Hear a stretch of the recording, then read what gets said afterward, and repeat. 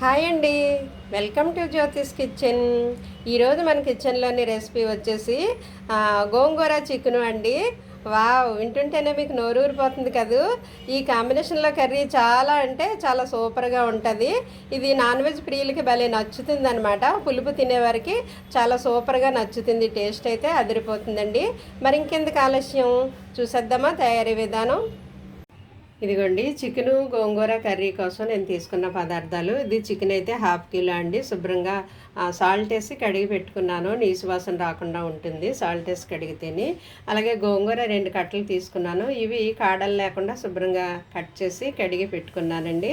ఇదిగో దీంట్లోకి ఆనియన్ ఒకటే తీసుకున్నాను, ఉల్లిపాయ సరిపోతుంది, 1/2 కేజీ కదా చికెను, ఎందుకంటే గోంగూర గ్రేవీ కూడా ఉంటుంది కదా.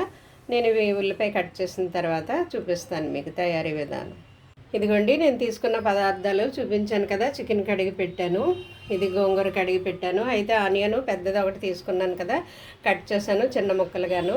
అది కొత్తిమీర తరుగు, ఇది కరివేపాకు, పచ్చిమిర్చి అయితే 4 తీసుకున్నానండి. 1 టీ స్పూను నేను అల్లం వెల్లుల్లి పేస్ట్ తీసుకున్నాను. ఇప్పుడు స్టార్ట్ చేద్దాం మన కర్రీ వండడం. ఇదిగోండి, నేను స్టవ్ ఆన్ చేసి కడాయి పెట్టాను. అయితే మనము గోంగూర ముందు కొంచెం ఆయిల్ వేసి ఆయిల్లో మగ్గించాలన్నమాట. అది మగ్గించిన తర్వాత మిక్సీలో కొద్దిగా బరకగా గ్రైండ్ చేయాలండి. మరీ ఫైన్ పేస్ట్ కాదు, కొంచెం బరకగా మనం గ్రైండ్ చేయాలి. ఇది గోంగూర మగ్గిన తర్వాత చల్లారబెట్టి, ఇది మగ్గించేసి మనం పక్కన పెట్టుకున్నాం అనుకోండి, ఇది చల్లారుతూ ఉంటుంది. అప్పుడు మనం కర్రీ స్టార్ట్ చేయొచ్చు. ఇది చల్లారాక మనం గ్రైండ్ చేసి చికెన్ ఉడికాక వేయాలండి. ముందుగా వేస్తే పులుపుకి చికెన్ ఉడకదు.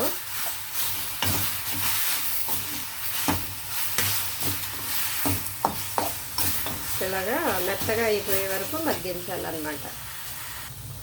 ఇదిగోండి, ఇలాగా మెత్తగా అయిపోయింది కదా, మగ్గిపోయింది. ఇప్పుడు మనం దీన్ని తీసేసి చల్లారబెడదాము. ఇది చల్లారిలాగా మనము కర్రీ స్టార్ట్ చేద్దామండి.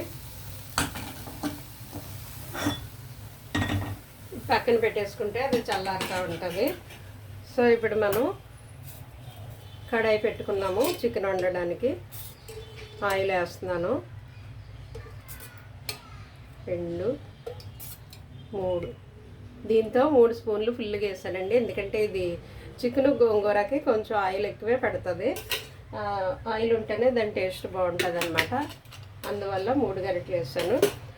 ఆయిల్ హీట్ అయిన వెంటనే మనం ఆనియన్ వేద్దాము.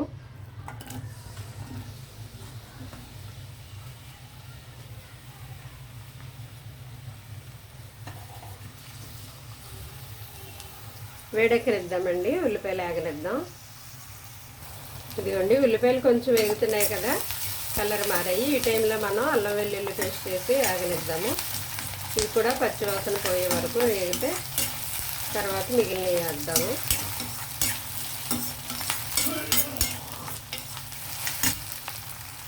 ఇదిగోండి, అల్లం వెల్లుల్లి పేస్ట్ వేసిన తర్వాత కొంచెం వేగింది, పచ్చివాసన పోయే వరకును. నేను ఇప్పుడు కొద్దిగా పసుపు వేస్తున్నాను, అలాగే సాల్ట్ కూడా వేస్తున్నాను కర్రీకి సరిపడాను. ఇదిగోండి, 1 పావు స్పూన్ అలా పడుతుంది. ఎందుకంటే నేను సాల్ట్ డబ్బాలో పెట్టుకున్న స్పూను పెద్దదన్నమాట. సో ఇవి కూడా వేసేస్తున్నాను నేను, కరివేపాకు, కొత్తిమీర, పచ్చిమిర్చి.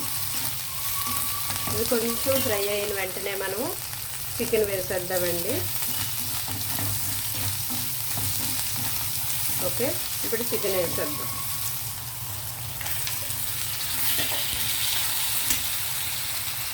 ఒకసారి బాగా కలుపుదాము చికెన్ వేసిన తర్వాత.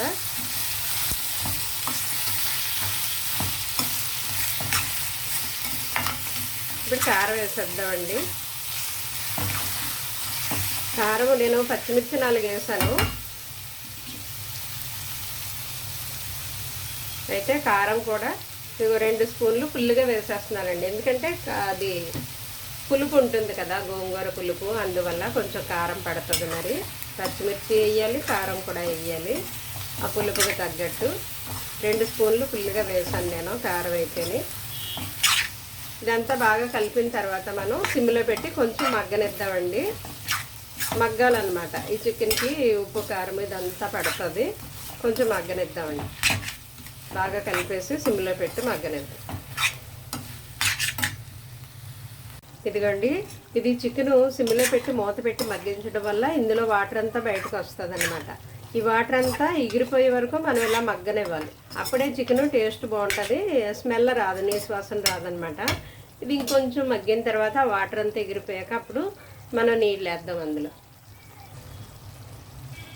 ఇదిగో చూడండి, ఇది చికెన్లో వాటర్ అంతా మగ్గిపోయింది కదా. ఈ టైంలో మనం వాటర్ వేయచ్చు అనమాట. కర్రీలోను ఎక్కువేం పట్టదు, ఒక గ్లాసుడు నీళ్ళు పడతాయి. అదిగో గ్లాసుడు నీళ్ళు వేసాను నేను, ఇవి సరిపోతుంది చికెన్ ములిగే వరకు అనమాట. ఇది ఇప్పుడు కొంచెం హైలో పెట్టి ఉడకనిద్దాం. ఈ లోపల ఇది మగ్గించుకున్న ఇది గోంగూర ఉంది కదా, దాన్ని నేను మిక్సీ జార్లో వేసి కొద్దిగా బరకగా గ్రైండ్ చేస్తాను, మరి ఫైన్ పేస్ట్ కాదు. ఈ లోపల చికెన్ ఉడుకుతూ ఉంటుంది. ఇదిగోండి, చికెన్ నీళ్ళు ఇలా తిరగబడి ఉడుకుతుంది కదా. ఈ టైంలో మనము మీడియంలో పెట్టాలన్నమాట, ఫ్లేము మీడియంలో పెట్టి ఉడకనివ్వాలి.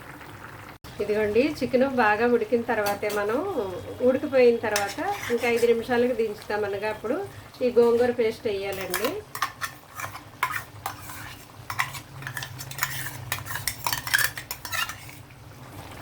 ఇది మిక్సీ జార కొంచెం కడిగి వాటర్ వేస్తాను.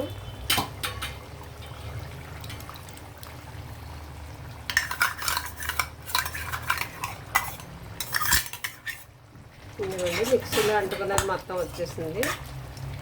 అయితే దీన్ని ఇప్పుడు మనం బాగా కలపాలి. కలిపిన తర్వాత మనం ఇందులో మసాలా వేయలేదండి, గరం మసాలా వేస్తున్నాను నేను కొద్దిగా, ఒక 1/2 స్పూన్. తర్వాత కొంచెం కొత్తిమీర. ఇదంతా వేసాక కలిపేసి మరలా ఒక 2 మినిట్స్ అలాగా మగ్గనివ్వాలండి. ఈ గోంగూర చికెన్కి పెట్టాలి కదా. నేను తీసుకున్న 1/2 కేజీ చికెన్కి 2 కట్టల గోంగూర తీసుకున్నానండి. మీరు మరీ ఎక్కువ వేయొద్దు, మరీ పుల్లగా అయిపోతే తినబుద్ధి అవ్వదు. 2 కట్టలు సరిపోతుంది. దీంట్లో ఇంకా టమాటా ఏం అవసరం లేదు, మరీ పుల్లగా అయిపోతే బాగోదు కదా టేస్ట్. దాని మాత్రంగా సరిపడినంత ఉంటేనే బాగుంటుంది. ఒక 2 మినిట్స్ ఇలాగా మగ్గనిద్దామండి. ఇదిగోండి, ఈ విధంగా ఆయిల్ పైకి తేరుతుంది కదా, ఈ టైంలో మనం ఆపేయచ్చు అనమాట. చూసారా, ఈ గ్రేవీ ఉంటే కలుపుకోవడానికి సరిపోతుంది. ఈ కన్సిస్టెన్సీ వస్తే ఆపేయచ్చండి. ఇలాగ ఆయిల్ పైకి తేరిన తర్వాత ఉప్పు చూసుకొని ఆపేయడమే.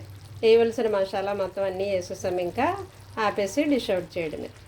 ఇదిగోండి, వేడివేడిగా మన చికెను గోంగూర కర్రీ రెడీ అయిపోయిందండి. ఈ కాంబినేషన్లో కర్రీ చాలా అంటే చాలా బాగుంటుంది టేస్ట్. ఇది రైస్లోకి, రోటీలోకి, పుల్కాలోకి, చపాతీ దేంట్లోకైనా బాగుంటుందండి. అయితే గోంగూర తినడం వల్ల మన ఆరోగ్యానికి అనేకమైన ప్రయోజనాలు ఉన్నాయండి. ఇది రోగనిరోధక శక్తిని పెంచుతుంది గోంగూర. ఈ గోంగూరలోనూ vitamin A, vitamin C, vitamin K ఉంటుంది.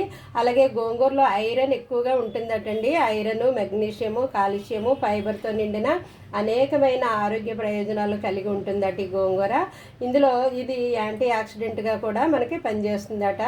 అలాగే గోంగూరతో మనము పప్పు గోంగూర, గోంగూర పచ్చడి, గోంగూర పచ్చి రొయ్యలు, గోంగూర ఎండు రొయ్యలు, గోంగూర చికెను, గోంగూర మటను, ఇంకా అనేక రకాలుగా ఈ గోంగూర కాంబినేషన్తో మనము కర్రీసు, వేరే డిషెస్ ప్రిపేర్ చేసుకోవచ్చండి. ఇదనమాట ఇందులో ఉన్న పోషకాలు. ఓకే అండి, థ్యాంక్ యూ.